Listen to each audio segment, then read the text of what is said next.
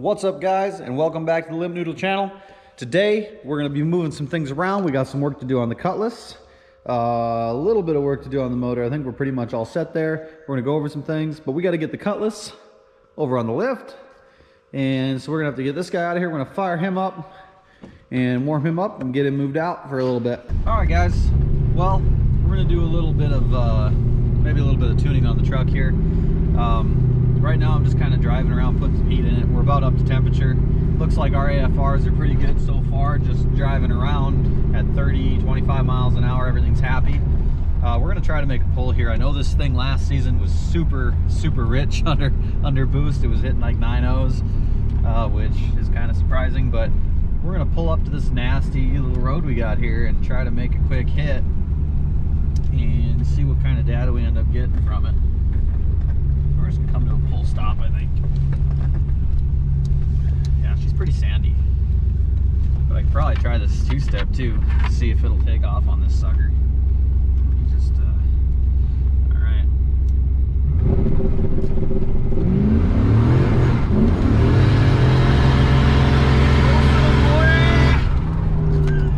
She ain't getting traction for shit. Right off, but it held the road on the two-step.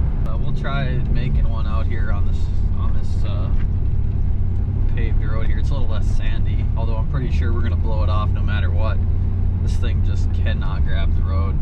I'll probably just get a rolling start on this one. Get some speed into it before it gets crazy. We're good with that. All right, we're coming up. I'll do a 30 roll hitter.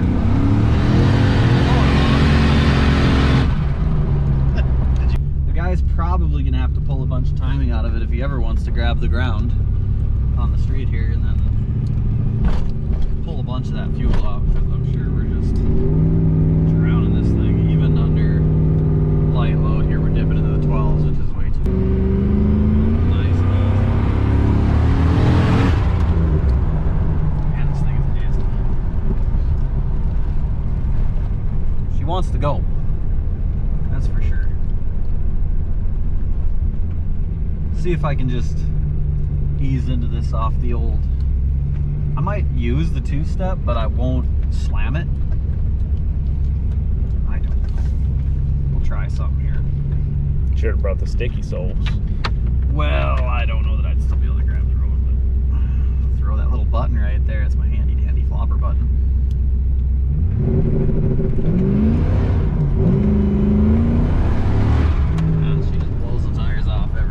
Even that was like quarter throttle, just did not care at all.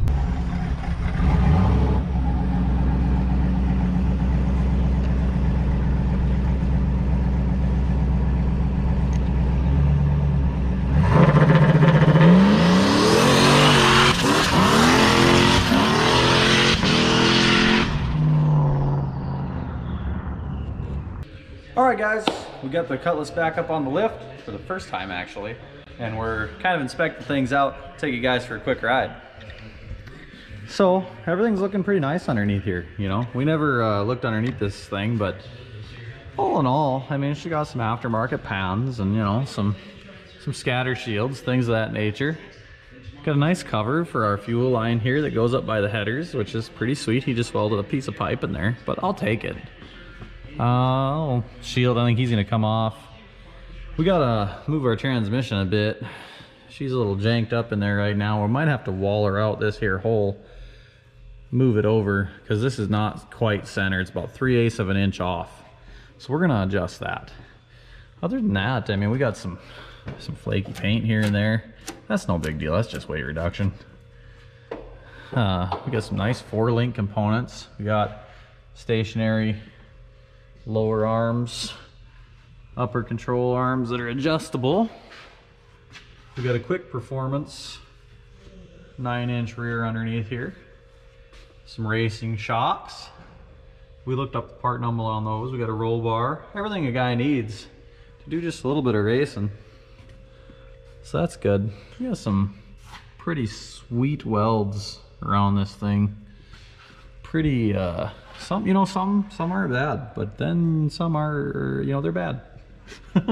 So just doing a thorough inspection. We're gonna get rid of this little guy. He was just holding some exhaust pipe. But oh, here's something. And that's the way I would do it, you know, a little bit of mechanical wire to hold that up. I think we're gonna leave that there. But we gotta pull down this transmission today. We're gonna find a spot for the trans cooler because he's got this little guy underneath here, which is basically a piece of crap. And doesn't do much cooling when you have situations like that on either side. There's kinked lines. So we're gonna get rid of him and put a nice little 30 row trans cooler in. We got some nice drag racing shocks on the front, 3-way adjustables. Look them up, they're pretty decent little shocks. So, I mean, really, not too terrible. Not too terrible at all. But I think with that being said, we're gonna start messing with some things. So first thing first, we'll probably take this trans cooler down, get rid of him.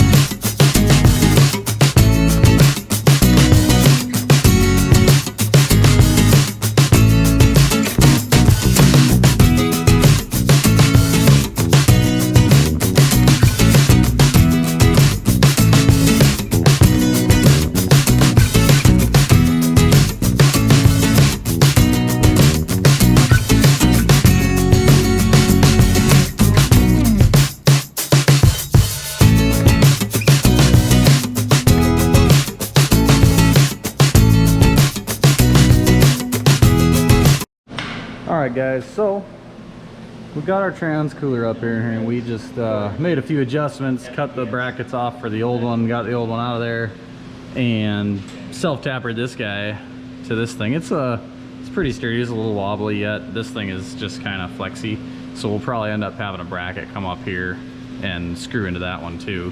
But I'm not worried about that for right now. We're gonna move on. We got our transmission lines kind of run down and we pulled the trans out. That was pretty easy, pretty quick. We just need to find out what our sizes are going to be to go into these fittings that they have on here, and we'll see if we can still use our dash 10 lines on the cooler or not, because those are pretty large. We'll see how that works out. But I think next order of business, we'll probably be putting the fuel pump in. We're going to use the old bracket. They used to have a Magna Fuel blow-through carb setup on here, and it couldn't support the PSI that we'll be running, so we had to take him out. I think Dusty's going to be using him in his truck here recently, so we're gonna still use this bracket. I think the new fuel pump fits right on there, something like that, if I can get my hands in there. Yeah, something like that. So that'll fit real good. And then we'll tie into our feed running up there and our feed from the tank there. No big deal. This is a return that was going to from the pump to the tank before, but we're going to be running a return from our regulator up front. So that's that. And also yesterday we got our regulator mounted on the engine. I think we're going to mount it. We're just going to put it right here on the Whipple. If you look deep in there, you can see I mounted him right to that blast panel there. So he's sitting in there, he's super solid. We got a couple 45-degree fittings that are gonna go up to another set of 45s up here to the fuel rail. And then this is our return here. This will be a -8, and I can swivel this whatever way we want. So he'll probably end up being going that way, off, around to the back, and then probably into the firewall and across. We'll see how that works if we go under the car or inside the car with that. But that's the plan. So we'll keep chugging along.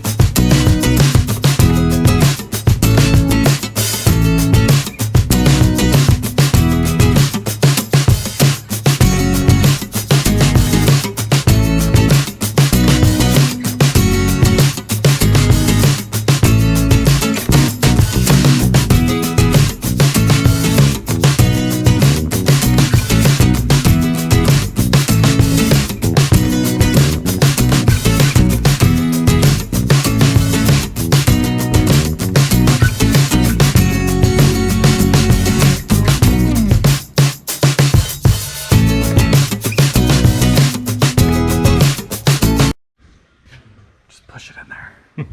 Push it. Oh, yes. There we go. There.